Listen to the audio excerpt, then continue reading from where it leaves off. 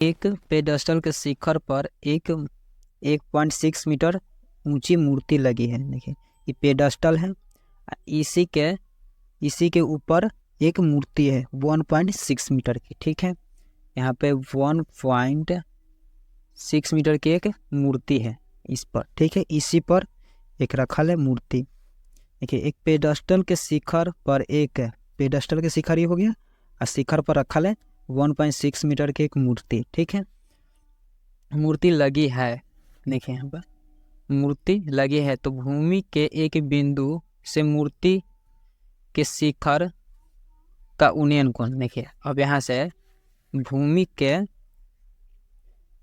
एक बिंदु, देखिए यहाँ भूमि के एक बिंदु है, और यहाँ बिंदु से मूर्ति का शिखर का अवनमन कोण, ये शिखर है, ये मूर्ति का शिखर है, इसका उन्नयन कोण अवनमन कोण नहीं, उन्नयन कोण दिला है 60 डिग्री।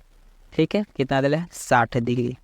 देखिए 60 डिग्री, तो यहाँ हो जाएगा तो मूर्ति के शिखर से थी किसका कितना हो जाएगा 60 डिग्री दिला है, 60 डिग्री हो जाएगा। उसके बाद है देखते हैं यहाँ पे, उसके बाद है और उसी बिंदु से पेडस्टल के शिखर का उन्नयन कोण 45 डिग्री है। ठीक है, देखिए इसी बिंदु से पेडस्टल के शिखर का उन्नयन कोण 45 डिग्री है, तो यहाँ हो जाए 45 डिग्री। ठीक है, 45 डिग्री ये हो गया पेडस्टल का शिखर का उन्नयन कोण। आई जो 60 है वो है ऐसी मूर्ति के शिखर का उन्नयन कोण, 60 है 45 है।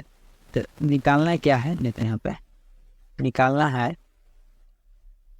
यहाँ देखिए निकालना है पेडस्टल की ऊंचाई ज्ञात कीजिए, यानी पेडस्टल की ऊंचाई ज्ञात कीजिए, कितना ऊंचा है पेडस्टल, तो यानी ये इसी को हमें निकालना है। तो इसको कैसे निकालेंगे, तो सबसे पहले यहाँ पे नामकरण कर दिए समकोण त्रिभुज ACD में। ठीक है, समकोण त्रिभुज ACD में पहले सबसे बड़ा वाला त्रिभुज में चलेंगे।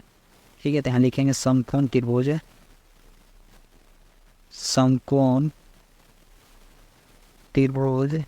ACD में। ठीक है, ये सबसे बड़ा वाला त्रिभुज में चले ACD में।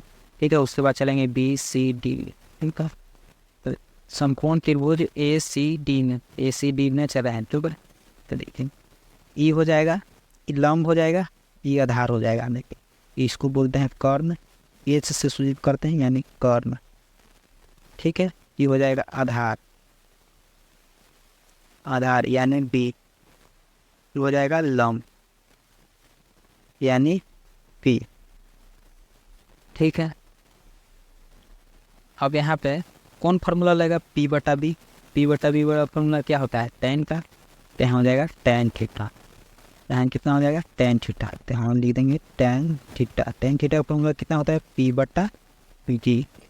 ठीक है, उसके बाद थीटा का मान कितना दिला है 60 डिग्री, तब थीटा का जगह कितना हो जाएगा tan 60 डिग्री। ठीक है, अब P/B, तो P कहाँ से कहाँ तक दिला है देखते हैं। P यानी लंब का मान कितना दिला है AB और उसके बाद प्लस BC, इन दोनों का मान न लिखेंगे, यानी लंब है तो यहाँ से लेके AC से लेके AC तक ले, तो बीच में B है उसको भी लिखेंगे।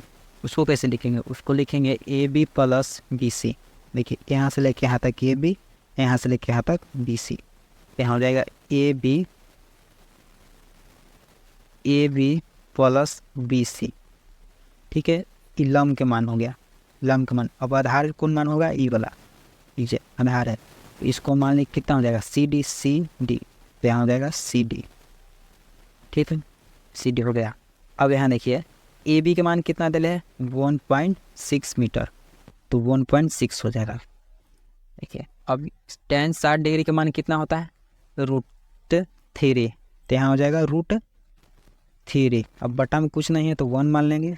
अब AB के मान कितना दिला है 1.6 दिखाए थे आपको, देखिए AB के मान 1.6, तो यहाँ हो जाएगा 1.6, हो जाएगा 1.6 प्लस BC के मान कितना दिला है, BC के मान कुछ नहीं दिला है। देखिए B और C ऐसे ही है, तो BC रह जाएगा, तो यहाँ रह जाएगा BC। ठीक है, बटा में सी डी का मान कुछ भी नहीं दिला है, सी और डी, सी डी का मान कुछ भी नहीं है तो सी डी रह जाएगा। अब यहाँ पे तिरछा तिरछी गुना कर देंगे, तिरछा तिरछी गुना कर देंगे तो कितना हो जाएगा, देखिए समझने के लिए काट देते हैं, आप ऐसे नहीं करिएगा। देखिए तिरछा तिरछी गुना, तो तिरछा तिरछी गुना करेंगे तो कितना हो जाएगा, देखिए √3 में सी डी से गुना करेंगे तो कितना हो जाएगा √3 और सी डी का सी डी रह जाएगा। ठीक है, उसके बराबर में चल जाएगा, कितना है 1.6 प्लस BC, इतना हो जाएगा। ठीक है, तो इसको मान लेंगे समीकरण 1, ये हो जाएगा समीकरण 1, समीकरण 1 हो गया।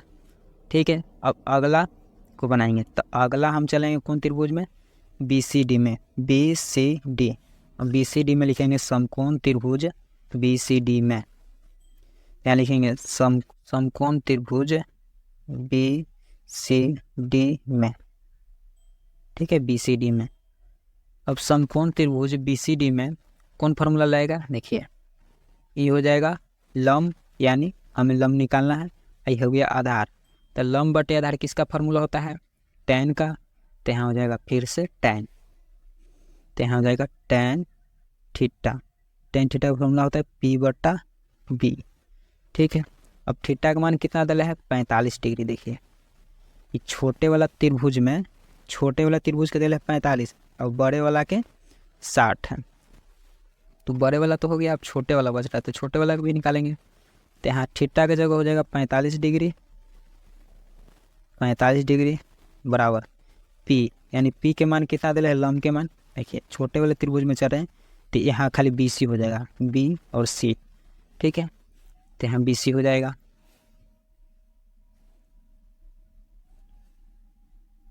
BC। ठीक है, B यानी आधार, आधार का मान कितना हो जाएगा CD, देखिए C और D, CD हो जाएगा, तो यहाँ लिख देंगे CD। उसके बाद tan 45 का मान कितना होता है 1, तो यहाँ 1 लिखेंगे, हम बटा में कुछ नहीं है तो 1, अब इसको तिरछा तिरछी गुना कर देंगे तो कितना हो जाएगा BC/CD, अब इसको गुना करेंगे तो कितना हो जाएगा BC/CD है, तिरछा तिरछी इसे गुना करेंगे तो कितना हो जाएगा CD बराबर BC, तो यहाँ हो जाएगा CD बराबर BC। ठीक है, समीकरण 1 से, ठीक है 1 में यह 1 से। ठीक है, समीकरण 1 कितना है देख लेते हैं पहले, देखिए समीकरण, ये समीकरण कहाँ गया, हाँ समीकरण 1 है, इस समीकरण यहाँ पे एक चीज़ और देखिए CD बराबर BC या BC बराबर CD, दोनों आपस में बराबर है।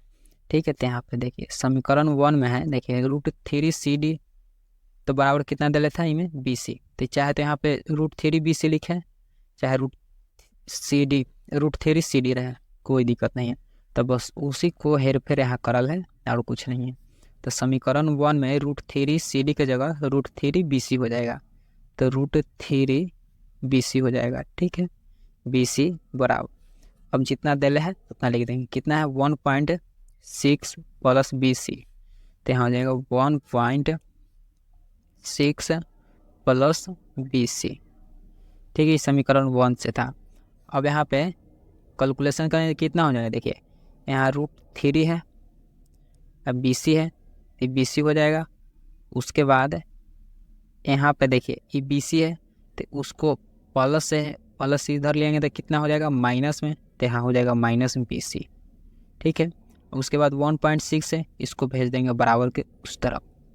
ठीक है, अब यहाँ पे देखिए √3 BC माइनस BC है, तो इसको कैलकुलेशन करें तो कितना हो जाएगा, देखिए BC हम यहाँ कॉमन ले लेंगे, कैसे कॉमन ले लेंगे, जैसे कि BC यहाँ भी है BC यहाँ भी है, तो BC चला जाएगा कॉमन। ठीक है, तो बचेगा कितना √3, तो √3 हो जाएगा, हम माइनस है तो माइनस, यहाँ कुछ नहीं बचा तो 1, अब बराबर में कितना हो गया 1.6। ठीक है, अब इसके बाद क्या होगा, देखिए ये BC बराबर, ये गुना में है तो चल जाएगा भागा में, तो 1.6 तो ऊपर हो जाएगा, लेकिन √3 - 1 नीचे चलेगा, तो √3 - 1 नीचे चलेगा। ठीक है, अब कभी भी आप देखिए √3 है ना, ये कभी भी रूट में नीचे नहीं रहता है, और रूट से हटाने के लिए इसको परिमेयकरण करते हैं। तो परिमेयकरण जितना नीचे रहता है उसी से ऊपर नीचे गुना कर देते हैं, लेकिन नीचे अगर माइनस रहे तो ऊपर प्लस करेंगे। तो बस यहाँ लिखेंगे √3 -1 था तो यहाँ +1 हो जाएगा, ठीक है, और कुछ नहीं। ये पूरा पर रूट नहीं है, सॉरी, खाली 3 पे है, ठीक है ना। यहाँ भी √3 + 1, इसको परिमेयकरण कर दिए तो 1.6 गुने √3 + 1 का एक गुना हो जाएगा, ठीक है। तो यहाँ हो जाएगा 1.6 गुने √3 + 1, आई बटा में क्या हो जाएगा, देखिए a² - b² का फॉर्मूला पर आपको दिखाई दे रहा होगा। a² - b² का फॉर्मूला क्या होता है, देखिए इसको स्क्वायर करेंगे तो रूट से बाहर, एक के स्क्वायर करेंगे तो एक ही हो जाएगा, तो 3 - 1, यहाँ हो जाएगा 3 - 1, ठीक है। अब यहाँ पे घटेगा तो कितना हो जाएगा, देखिए यहाँ घटेगा तो 2 हो जाएगा, तो 1.6 गुने √3 + 1 बटा में 2, कटेगा कितना बार में, 0.8 बार में, ठीक है, इतना बार में कट जाएगा। तो आंसर हमारा हो गया 0.8, यहाँ कितना है गुना में √3 + 1, इतना हमारा आंसर हो गया, इतना